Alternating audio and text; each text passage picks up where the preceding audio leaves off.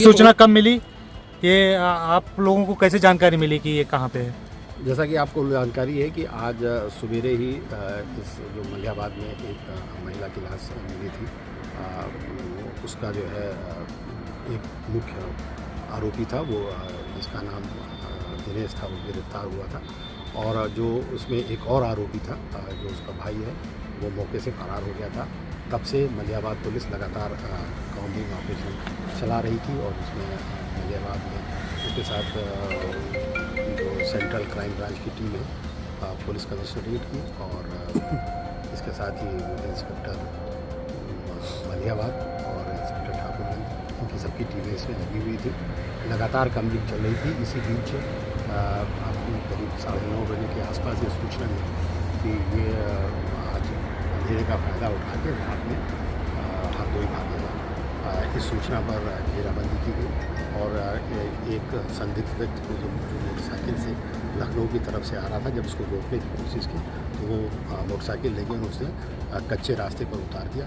जब police party ने उसका पीछा किया तो उसकी मोटरसाइकिल फिसल के गिर गई और वो मोटरसाइकिल से उतर के पैदल भागा और उसने पुलिस पार्टी पर फायर किया। जब पुलिस पार्टी ने पर फायर हुआ तो पुलिस ने रक्षार्थ जो है वो उस पर भी फायर किया और फायर के बाद ये घायल हो गया और इसको गोली लगी। इसको तत्काल नज़दीकी CSC में बैठाया गया और वहाँ से फिर इसको ट्रामा सेंटर मेडिकल कॉलेज। कितने राउंड फायरिंग किए? घायल हुआ सर, इस पर क्या आपराधिक रिकॉर्ड चल रहा है? इसकी पहचान जो है वो अजय नाम के व्यक्ति में हुई, जो इसका हत्याकांड का मुख्य आरोपी था। और इसके ऊपर पुलिस कमिश्नर लखनऊ सर ने 1 लाख रुपए का इनाम भी घोषित कर दिया था।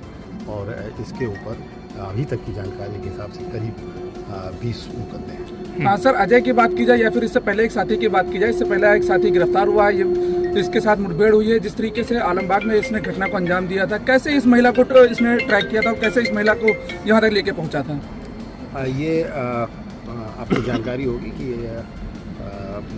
18 तारीख की बात है। उसमें देर रात एक महिला जो बनारस से लखनऊ आई थी और इसने अपने भाई को आलमबाग बस स्टेशन से फ़ोन किया था कि वो चिन्हट में उसके घर आ रही है और टेम्पो पर सवार हो गई है।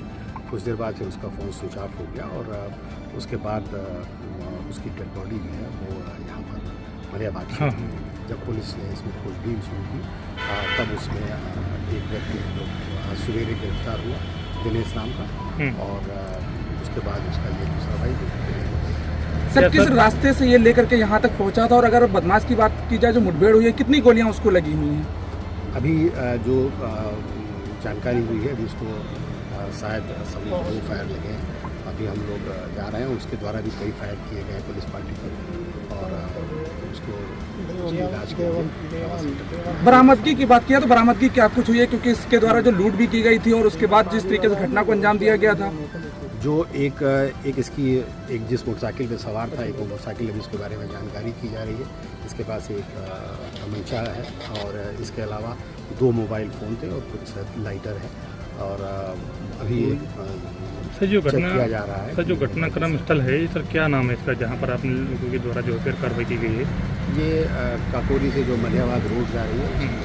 सर, ये जो घटना हुई थी इसमें अगर ऑटो चालक की बात की जाए, एक ऑटो जो बरामद किया गया इससे पहले जो गिरफ्तारी की गई है, तो इन दोनों लोगों की क्या कुछ भूमिका रहती थी? आखिर दोनों लोग साथ में चलते थे या फिर जिस समय घटना किया है दोनों लोग आपस में रास्ते में मिले या वहीं से पूरा ट्रैक किया गया था?